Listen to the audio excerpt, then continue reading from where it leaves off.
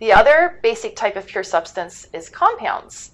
And compounds, by definition, have a fixed composition, but they're capable of being broken down into elements by chemical means. All right? Mixtures, remember, have variable composition and can be broken down into their pure substances by physical means, by physical methods of separation. That's how we can separate mixtures. For example, if I have a mixture of two types of sand that have different diameters, I can separate them by sifting them. Or if I've got some salt dissolved in water, I can separate the salt from the water by evaporating off the water. That's a physical separation, and that's how we separate mixtures. Compounds have a fixed composition. But they can be broken down into elements, but only by chemical means. Okay?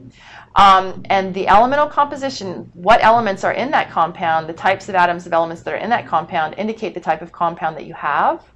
And the actual elemental composition can be inferred from the name. So what's really, really important about pure substances and identifying the different types of pure substances is being able to name them properly. All right? For mixtures, we call it air. There's all different kinds of air depending on where you sample it. But for pure substances, the name means everything. The name is going to tell me exactly what type and what number of type of atom make up that particular compound.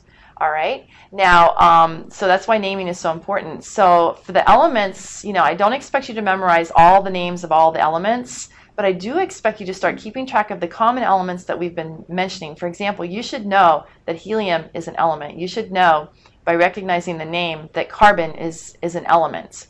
All right. Now, back to naming compounds. When you name compounds, for example, sometimes there's common names that are used, and everybody just kind of knows what it is. And other times we have systematic names, and from the systematic name we can figure out exactly what types and what number of type of atom are in that compound.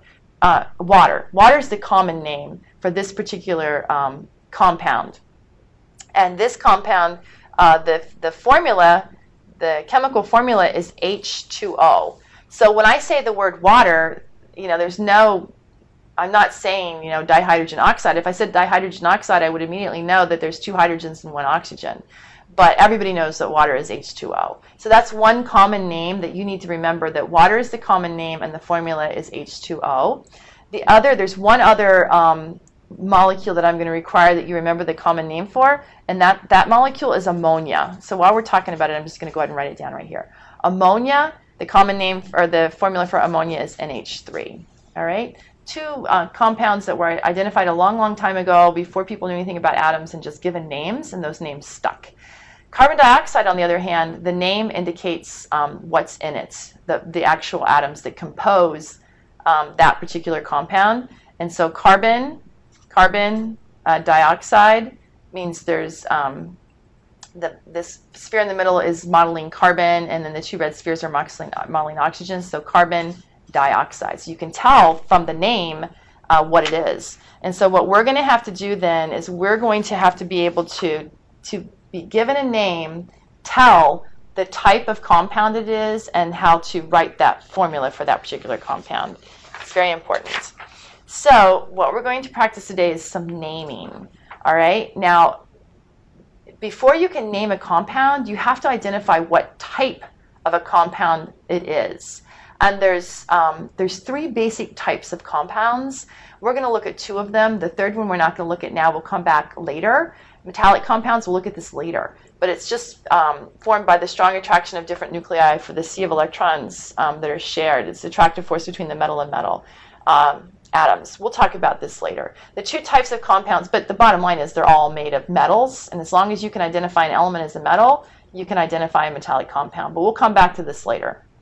The two types of compounds that you need to be familiar with are ionic compounds and covalent compounds. Because they have different rules for naming them, then you have to be able to identify, am I looking at an ionic compound or a covalent compound?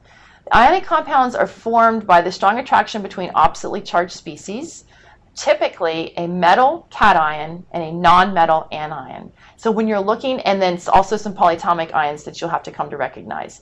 But the metal, if you can, you have to have a periodic table handy when you're describing the type of compound that you have. Just look. is the element that's listed first a metal? Is the element that's listed second a nonmetal? That's going to tell you it's an ionic compound. All right, and you use the periodic table as a guide to determine if it's a metal or a nonmetal. The covalent compounds are also called molecules, by the way. Ionic compounds are always referred to as compounds. Covalent compounds are called molecules. The word molecule is indicative of the fact that the atoms are held together by covalent bonds. And so they're formed by the strong attraction of different nuclei for the same pair of electrons. We'll look closely at this type of compound in part 2 of lecture 9. For now, let's step back and take a closer look at ionic compounds.